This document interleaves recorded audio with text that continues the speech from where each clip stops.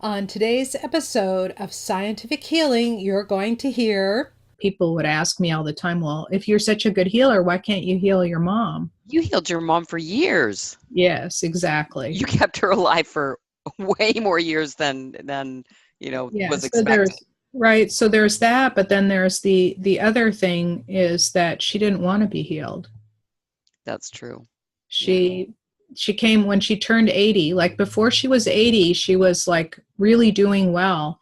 And after she turned 80, it was kind of like the hope ran out of her body. And then all she said every day is, I just want to die.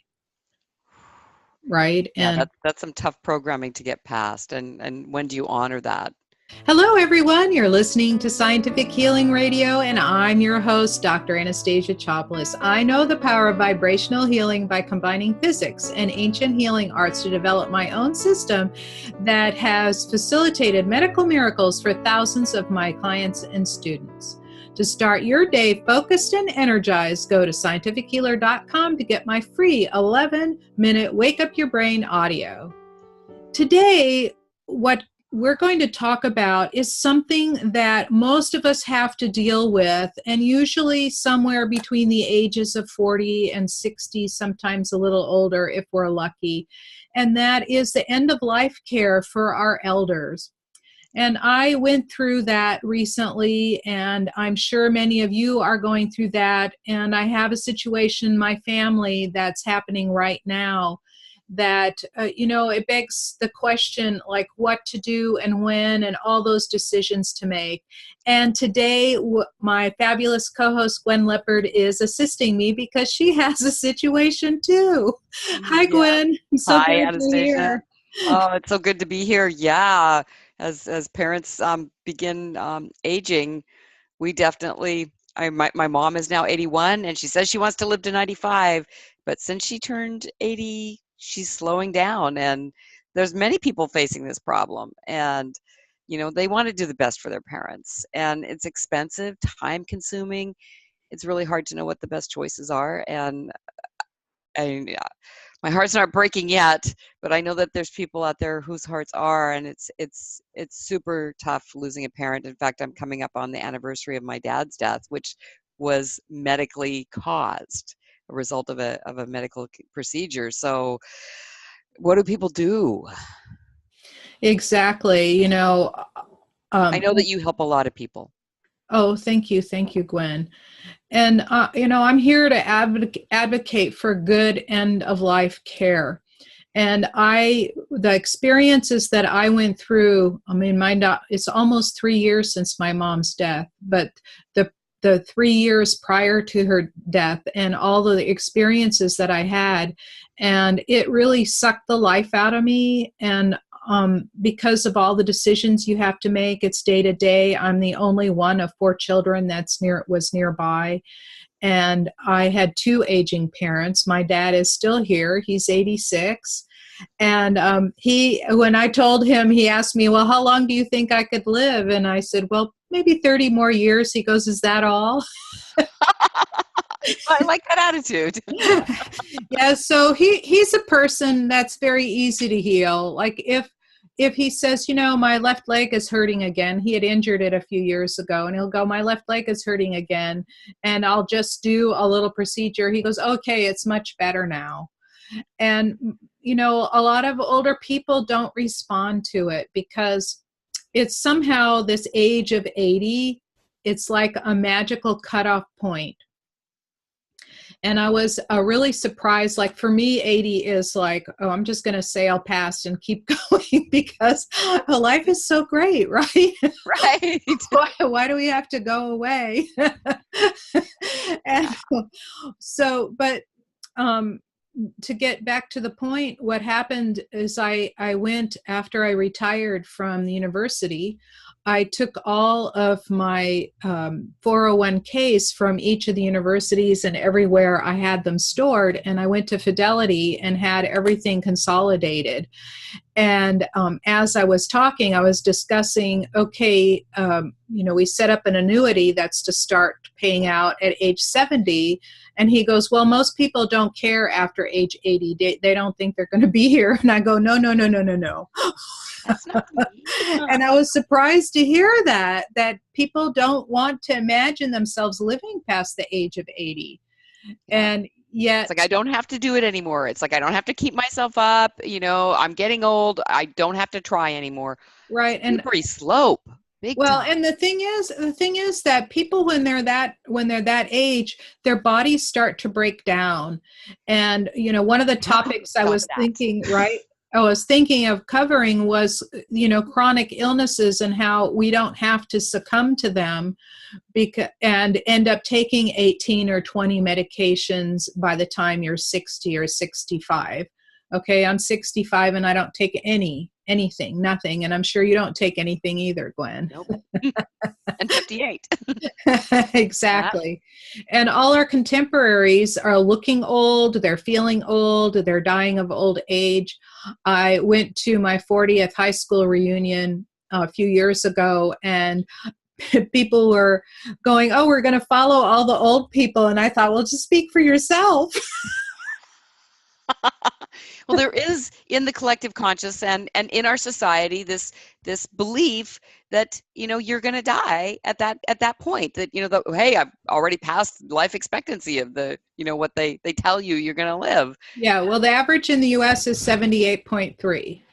And it actually happens to be something like 39th in the world of countries. So it's like a third world country.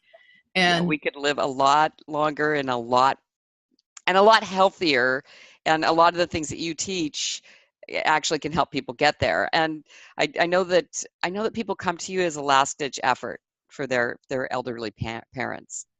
Yeah, and that's like a two-edged sword. So when you have an elderly parent and you're concerned about them and their bodies are broken, just like animals, when their bodies are broken, like something's not working, they just give up the ghost. Like my little cat, when her body got broken, I did healing on her and she perked up and she had another month of really good life. And then it got to a point where I could hear her saying, I'm done, I'm out of here. Yeah. And I think that humans do the same thing, except that we have that built-in thing, like, you're not supposed to commit suicide. That's taking a life, right? Yeah. And so we have this built-in thing, so nobody really wants to admit it. But I've worked with clients who are close to death, and some of them want to live, and I hear their bodies telling me, I'm here to stay. And those are the ones that get well.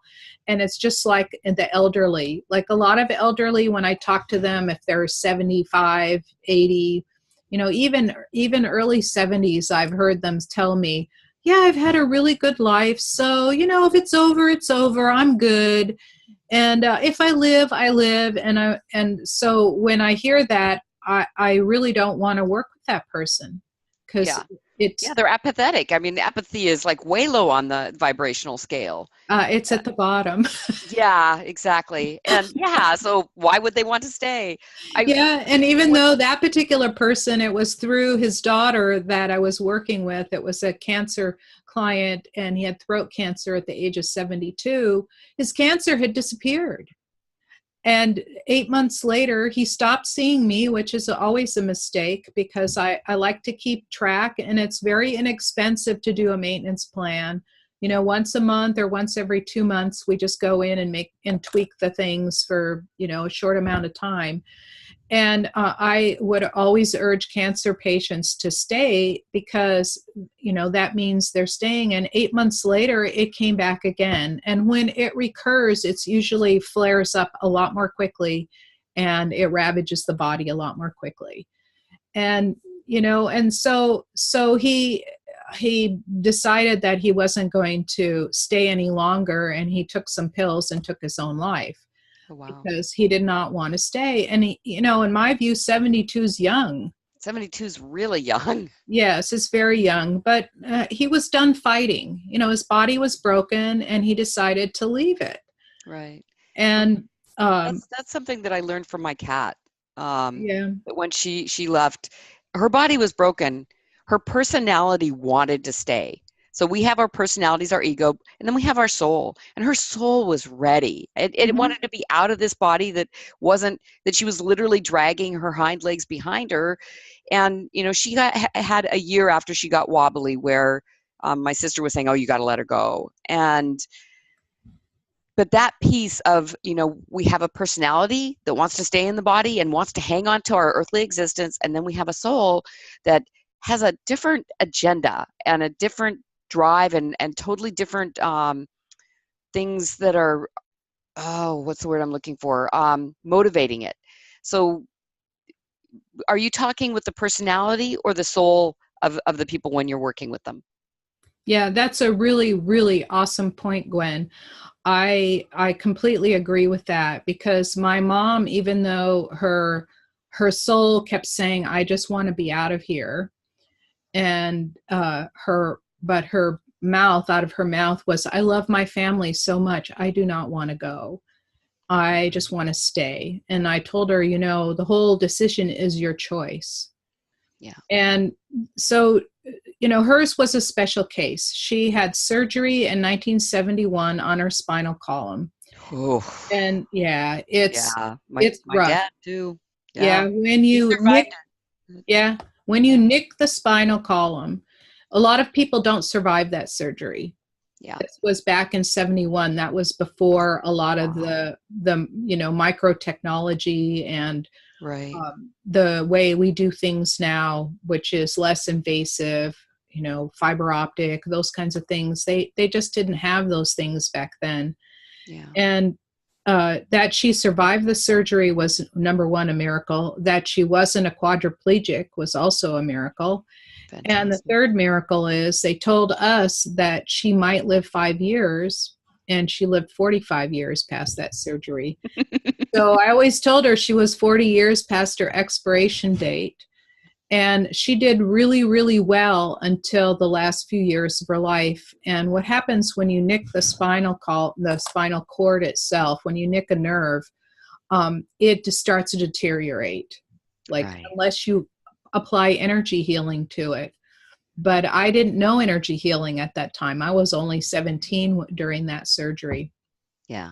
And I got to do it later. And then as when I moved back to LA, which was 2008, it'll be 10 years this year. When I moved back to LA, I started learning more sophisticated techniques and then adding to them to make them my own, which is what I encourage all healers to do. Right. And I started healing her, and she came back to life. It's like she really did come back to life.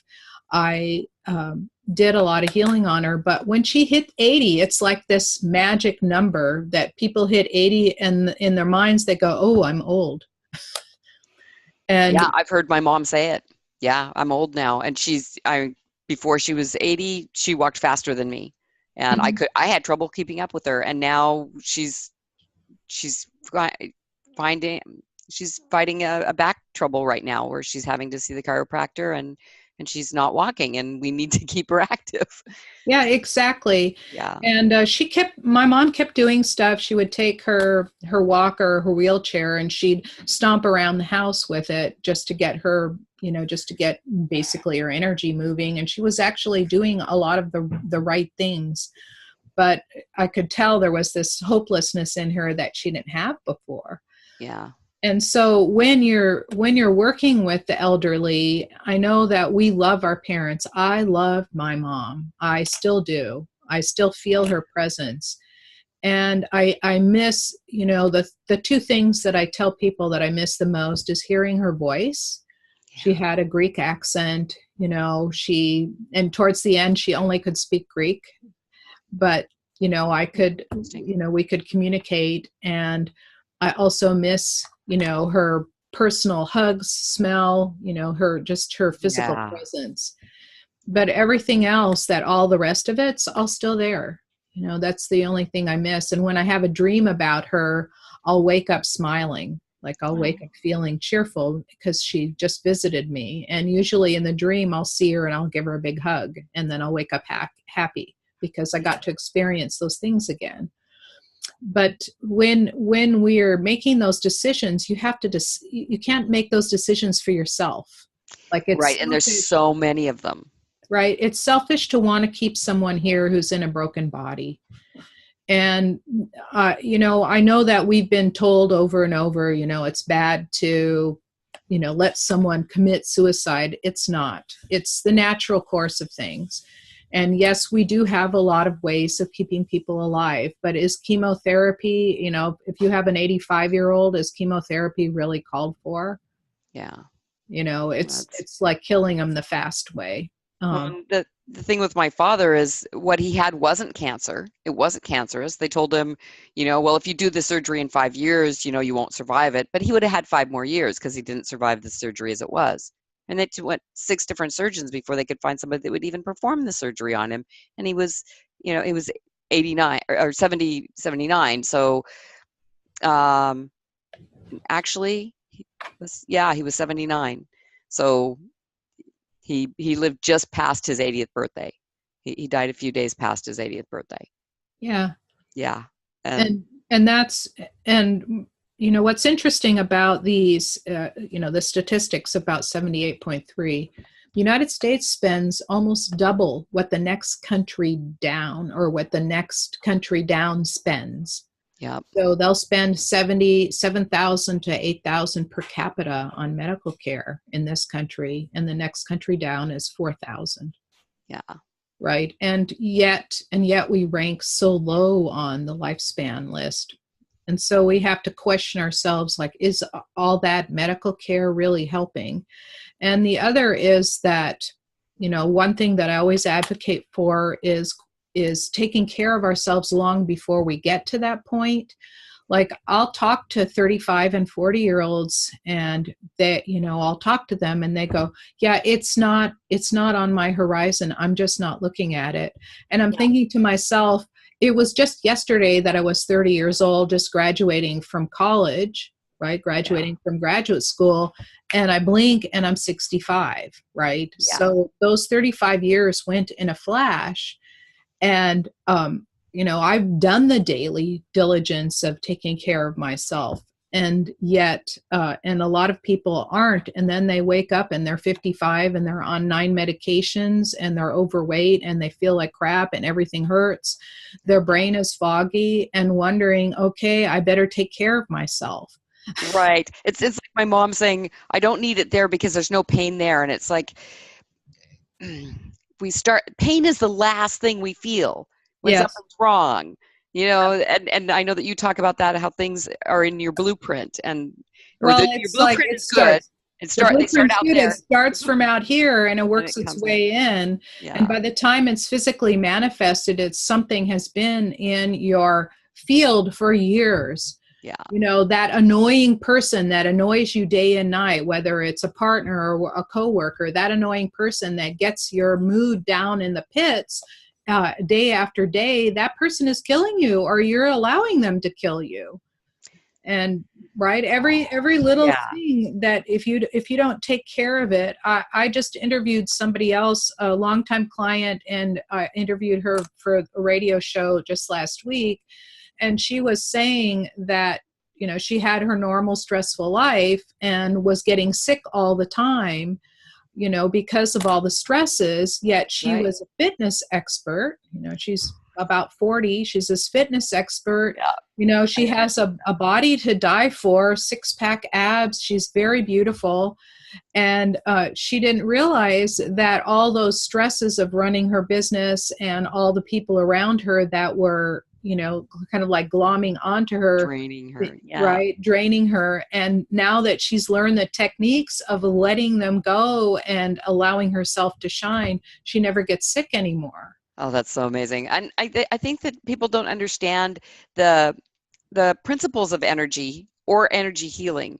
And I'd love to talk with you more about that, about, how can we help people understand energy healing, especially in relationship to the elderly and elder care.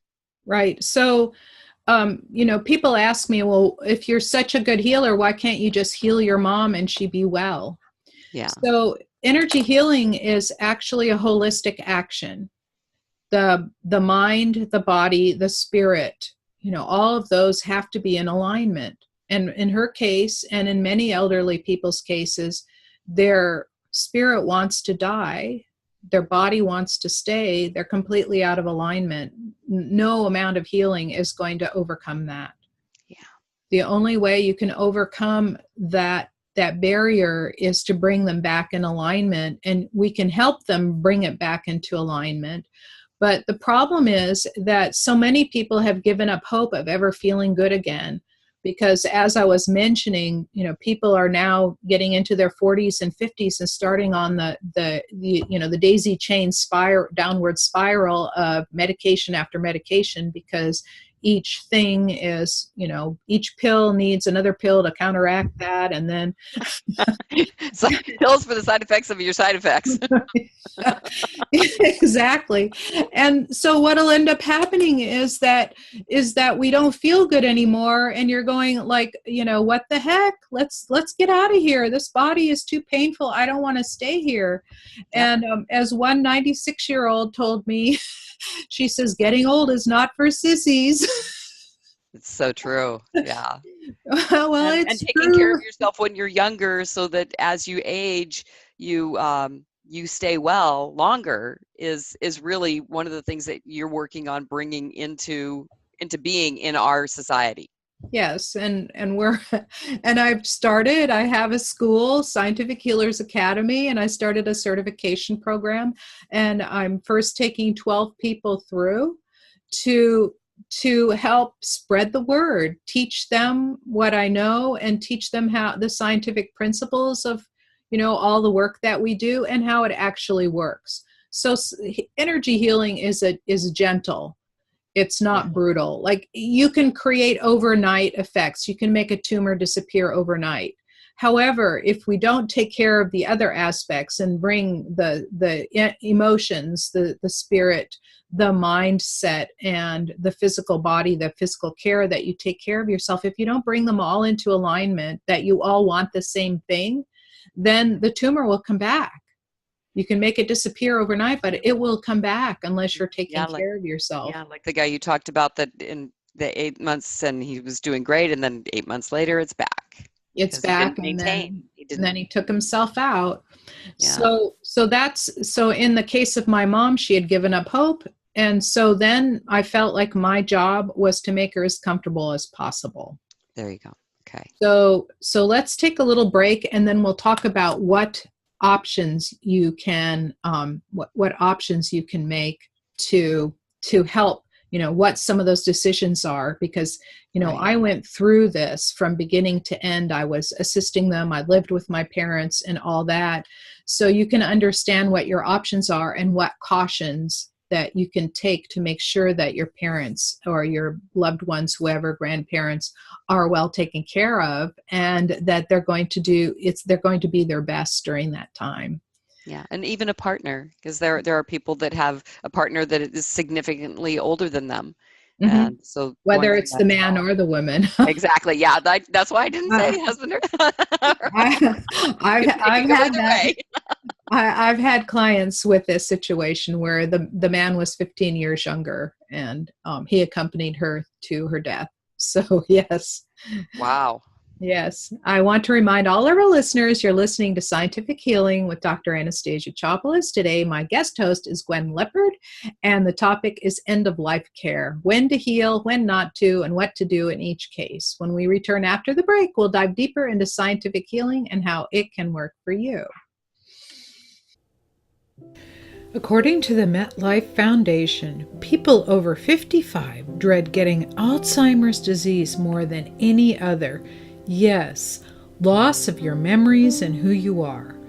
The statistics are staggering. 1 in 8 get some form of dementia or Alzheimer's over this age of 55, while 1 out of 3 at age 85 show significant symptoms. Until recently, it wasn't believed that you could repair, heal, or grow new brain neurons. But now research shows how amazing the neuroplasticity is in your brain.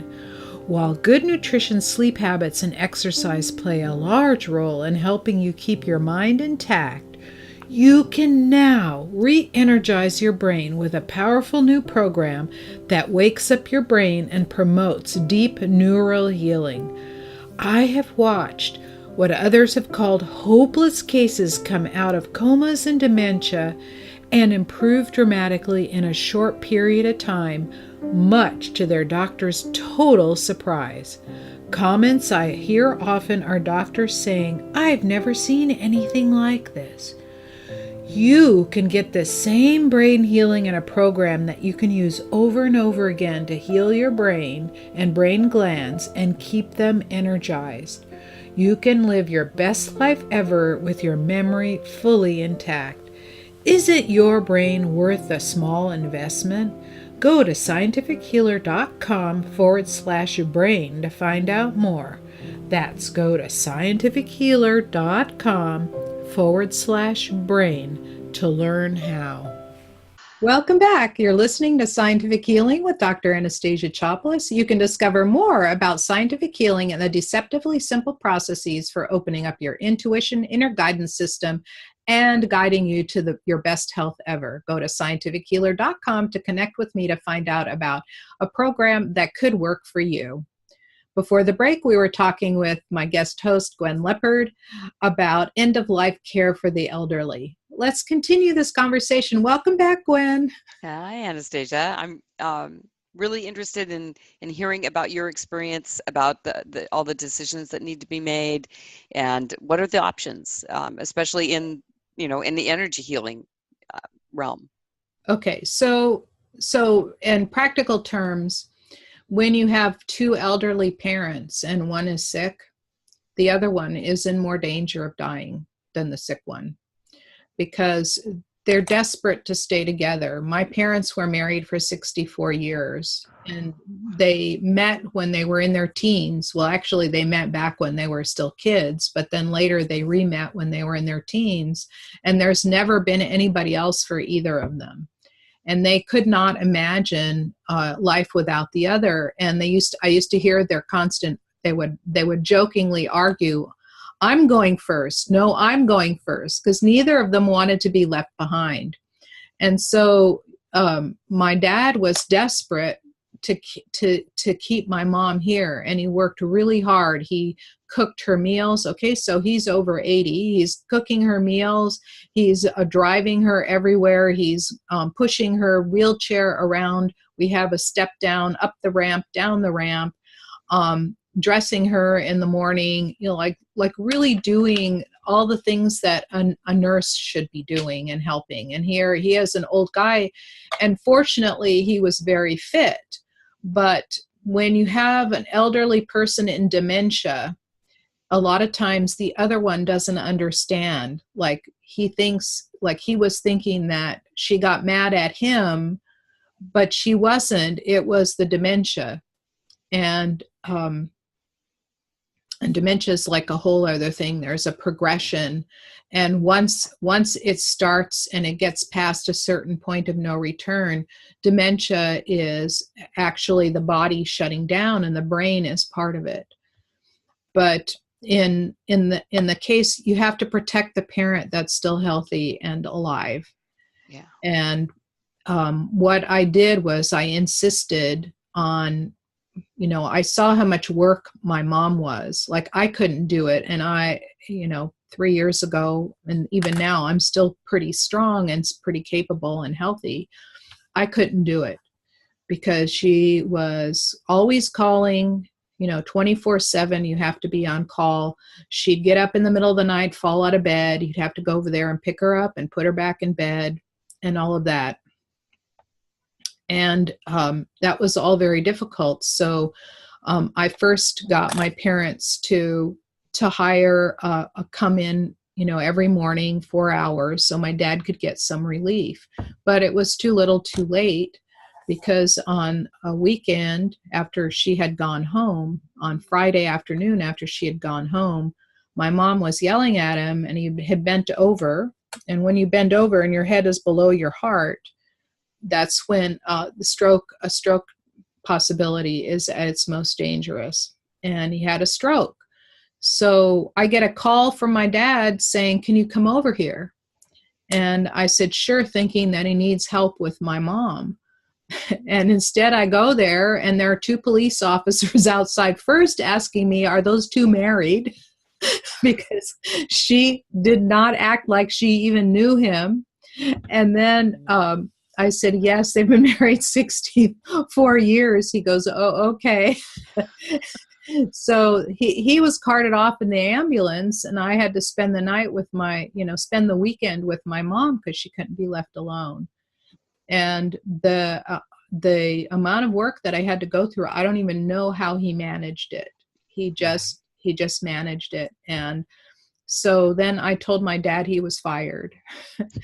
And we hired 24/7 care. And that is not affordable by most people because they've changed the laws where you used to be able to have somebody stay overnight and you pay like $200 to $250 a day.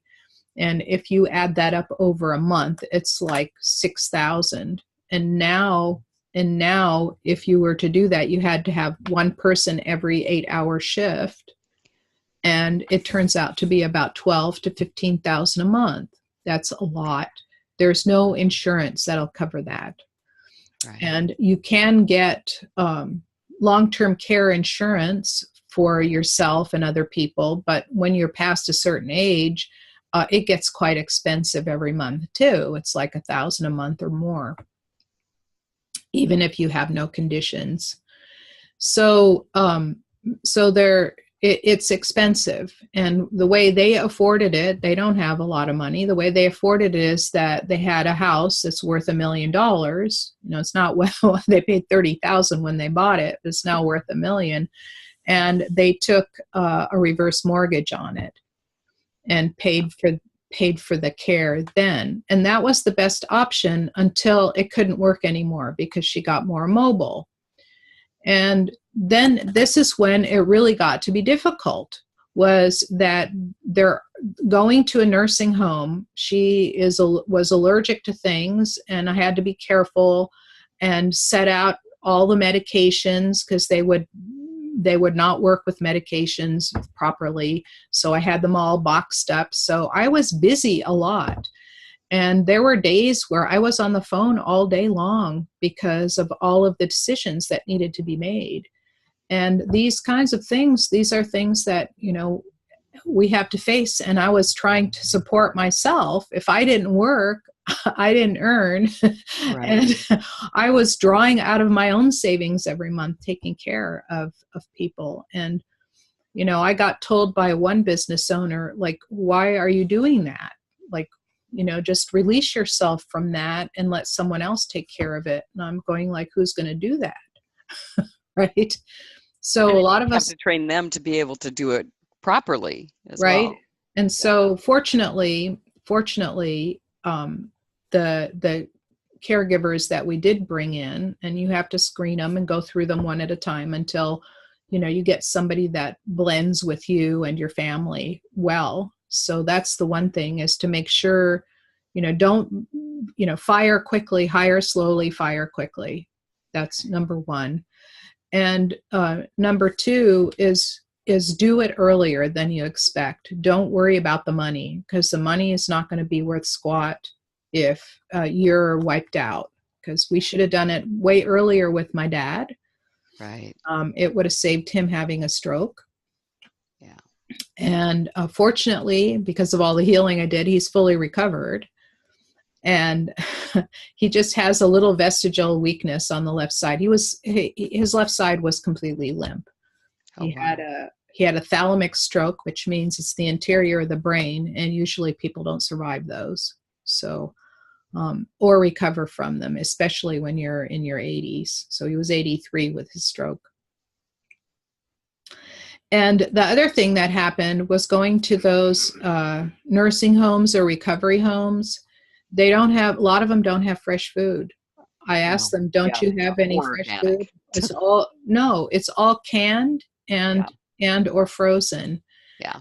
And the other thing that I watched happen, which to me was an absolute nightmare, is that they're treating these people that are not feeling good like pieces of meat. They'll just park them in the hallway and just whisk by, and they'll be sitting there going, like really catatonic, half catatonic.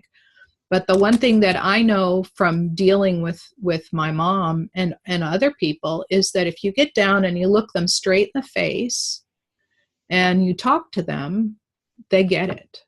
They understand it. And some of them, they're losing their hearing. You have to talk a little loudly. And what they wouldn't do is they wouldn't talk to her. They'd, like, my mom would go, where am I going? Where am I going? She'd start panicking and then become intractable. And all I did would look at her in the face and say, Mom, we're taking really good care of you. You need some care right now. We need to change your bandage so it doesn't get infected. And she goes, okay. She just wanted to know. Right. And be in the loop. Right. And the other thing that people don't realize is the intelligence is all still there. The memory's just not. Right. That's like the personality and soul, the memory and the intelligence, totally different things.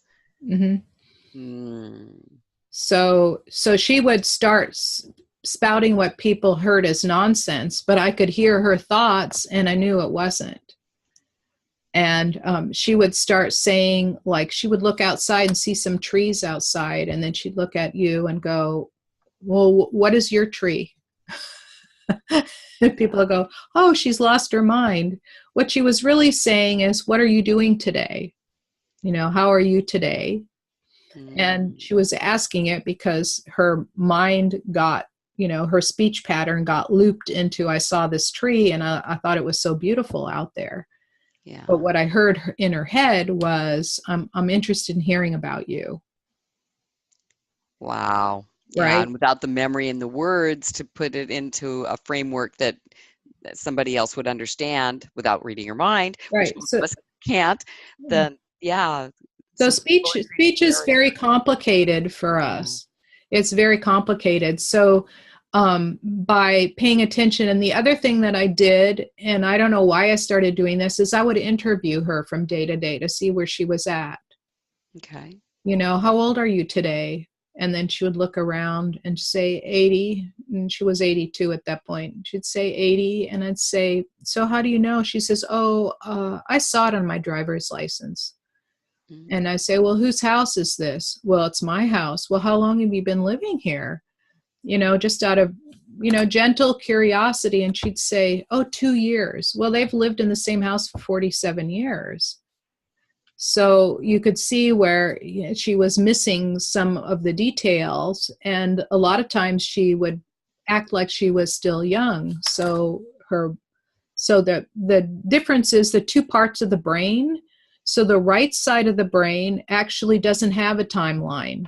It's just information. And the left side of the brain is sequential. Right. So if the left side of the brain isn't functioning properly, the right side of the brain doesn't even know what year it is. And if the right side's not functioning, then it doesn't get relational things like, who are you and how are you related to me? And so the left side of the brain is sequential and gives you your timeline. Well, and I know you do a lot of brain healings for someone like your mother.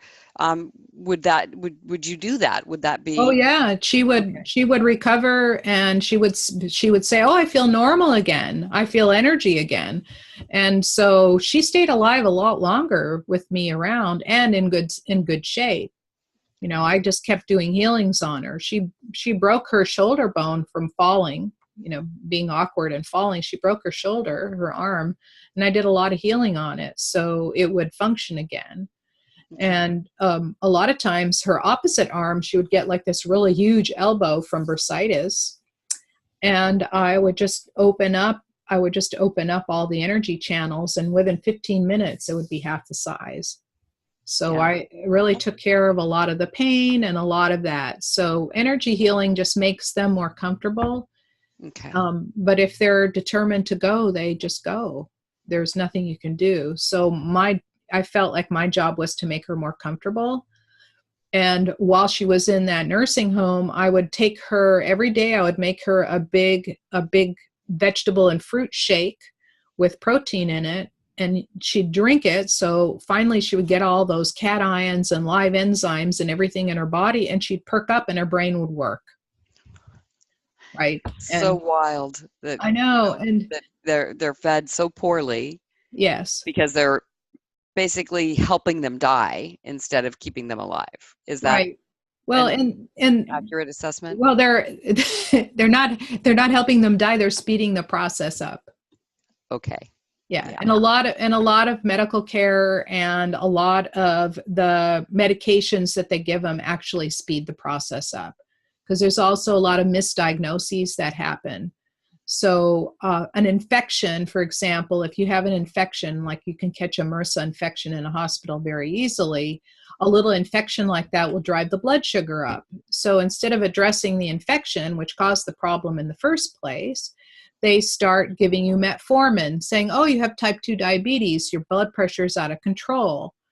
And then the metformin, one of its side effects is it causes you to lose your appetite. So then my mom didn't eat, and she lost 30 pounds over a period of 3 or 4 months, and she didn't have extra to spare. She was, already a reasonable size. She was never really overweight, not underweight, but not overweight. She, like most of us, can always stand to lose 10 or 20 pounds. And she was that way, Greek and meaty, like me. And, so then she started down this cascade of medications. The other thing, which I never understood, is that they'll give cholesterol medication to elderly women, and it's never shown to improve life. And it caused a memory glitch in her, and that's what started her downward memory slide. Okay.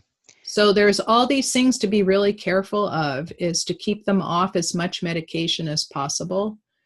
Food allergies will cause blood pressure to rise. She was on 9 pills until I controlled her diet. And as soon as I controlled her diet, she went down to 3 pills. Well, and what can people do? I mean, seriously, Yeah. I mean, our We have elderly to, care isn't set up to, to no, it's be not set well up. and to extend life. Right. So I think the thing that we can do, and aside from helping them with energy healing, get them more comfortable in their bodies, and really allow those that want to heal, and those that don't just feel more comfortable, is to do your due diligence. There are places like A Place for Mom, aplaceformom.com. It's a free service, and they'll help you find places to put your parents that you can afford. And you have to stay involved, like have them nearby. Like one child should be nearby, and stay involved and make sure that they're getting the care they need. But I think that, it's worth a book to advocate, worth, educating to advocate for the elderly, because they are really helpless. They're old, they're frail, they're spent, and they've given up hope. And I think we need to just really take better care of them and not dispose of them. They're old, let them go, because they have so much wisdom. They have so much love to give. Like I lived with my parents for a couple of years, and my mom was not an easy character. She was difficult, not an easy character at all, but there was so much there. She had a lot of depth. And when I looked past all of that blah, blah stuff that she did that would drive people crazy, I let all that go. Then I could appreciate her for who she was, and I could see her for who she was. And maybe that's another piece for people that are letting go of a parent, is actually to start seeing their parent for who they are, and stop being go on the things that drive you crazy about them. Yeah, well, they're never going to change. You can't tell them, don't say that to me. Yeah, you have to learn, right? Because whatever pushes our buttons, those are our issues, not theirs. Yeah. And whenever something pushes your button, and if it's not your parent, somebody else will come and push that same button to remind you that that's your issue that you need taken care of. Yeah. Right. So, yep. Exactly. So I think we've come to the end, but I think the message is to be informed.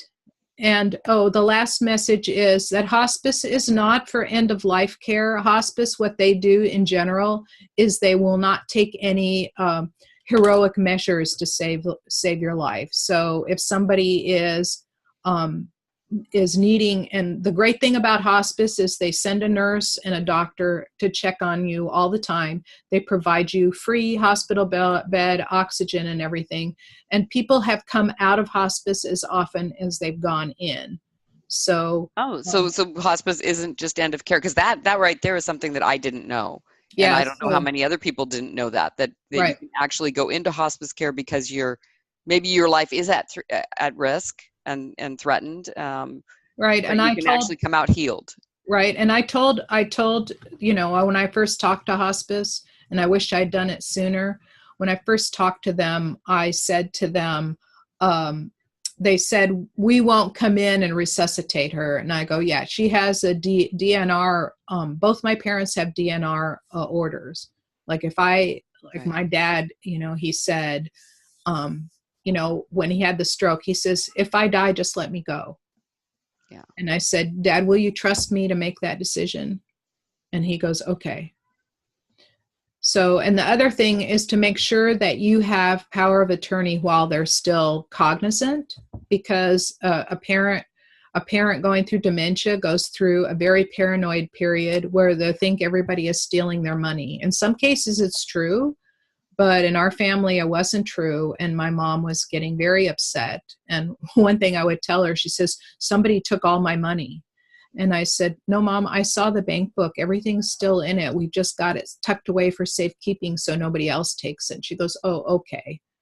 Yeah. So you have to constantly reassure, and it can be like you repeat yourself every day. It's just like raising a child. You have to repeat yourself every day. We come in, we need care. Dishes. We go out, we need care. Right.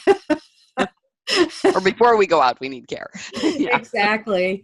And it could be you one day sitting there. So you're going to have to make your own decisions, like who's going to take care of you and how's it going to happen. And a lot of people think, oh, I've saved up all this money. It can get used up with one illness like that. And you can also use up all your insurance benefits. Insurance, so that's another caution. Look into your insurance benefits and make sure that they're going to cover everything you need, especially if your family has a long history of dementia, right? Right. You're going to have to be really careful. So on that happy note, I mean, it's just a lot of decisions. It's going to take work, and the thing, compassion, right? Action. Compassion and love and care. And the other thing is, don't become your parents or your partner's caregiver. That's really good advice. Because you do not want to be on that kind of relationship with them. You want to have a good memory and not have the memory of cleaning up their poop off the floor and cleaning their bodies. You don't want to have those memories of your parents. Those are, it's just get a caregiver. They're professionals. You're not.